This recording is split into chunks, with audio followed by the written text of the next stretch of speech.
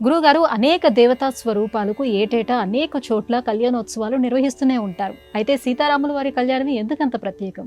ఎందుకని అంటే ఛాయే వానుగత సదా శ్రీరామాయణంలో సీతారాముల కళ్యాణం నిర్వహించేటటువంటి సమయంలో ఆ దశరథుల వారి కుమారుడైనటువంటి దాశరథి రామచంద్రమూర్తిని చూచి కన్యాదానం చేస్తూ జనకుడు తన కూతురి చేతిని రాముడి చేతిలో ఉంచి ఇయం సీత మమ సుత, ఈ అమ్మాయి సీతాదేవి నా కుమార్తె, నీకు నీడగా నీ వెంటే నడుచునుగాక, అప్పగిస్తున్నాను, భద్రంగా చూచుకో అనేటట్లుగా సంబోధన చేసే నిమిత్తంగా కొన్ని శ్లోకాలు చెబుతూ అప్పగిస్తాడు.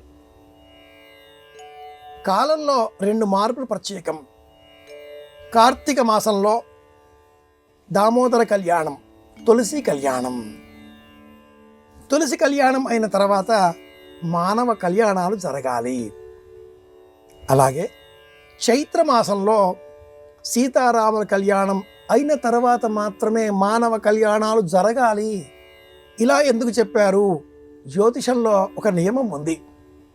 సూర్య సంచార గతులను అనుసరించినప్పుడు చైత్రమాసం చాంద్రమానాన్ని అనుసరించే తెలుగువారికి ఉగాది పేరిట చైత్రశుద్ధ పాడ్యమి నాడే ప్రారంభమవుతుంది. కానీ ఆ సమయానికి సూర్య సంచారం మీన రాశిలోనే ఉంటుంది.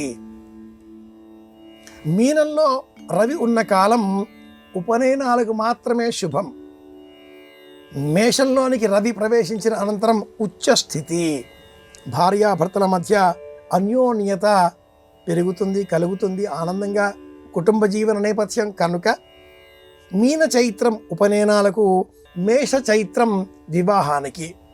ఈ విభజనతో సీతారాముల కళ్యాణం అయిన తరువాత మాత్రమే రవి సంచారం మేషరాశిలో ప్రారంభమవుతుంది. కనుకనే ప్రాచీనులు ఈ జ్యోతిషపరమైన వివరణ అంతా చెప్పకుండా సులభంగా సీతారాముల కళ్యాణం అయిన తర్వాతనే మానవ కళ్యాణాలు అనడంతో ఒక్క భద్రాచలం, ఒక్క ఒంటిమిట్ట, లేదా ఒక అయోధ్య, లేదా ఒక జనకపురి, ఒక్కొక్క చోట ఇలా అని కాకుండా గ్రామ గ్రామాన, పల్లె పల్లెన, వాడ వాడన, ఇంటింట రామ కళ్యాణాలు నేడు మహావైభవంగా నిర్వహిస్తున్నాం మనమంతా కూడా.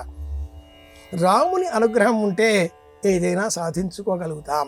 రామానుగ్రహం, రాముని వారము మాకేమిటి విచారము అనేటటువంటి వాగ్గేయకారుల స్మృతితో, రామనామ స్మరణతో రామ కళ్యాణం చేస్తే తప్పక ఇంటిలో వివాహ సంబంధంగా దోషాలు, జాతక దోషాలు కలవారికి ఆ దోషాలు తొలగిపోతాయి.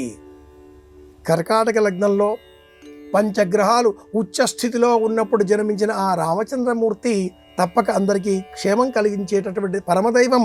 ఆ ఉద్దేశ్యంతో రామ కళ్యాణాలు ఈనాటి కాలంలో వాడవాడలా ఇంత విస్తృతంగా మనం నిర్వహించుకుంటున్నాం. ఇది నేపథ్యం.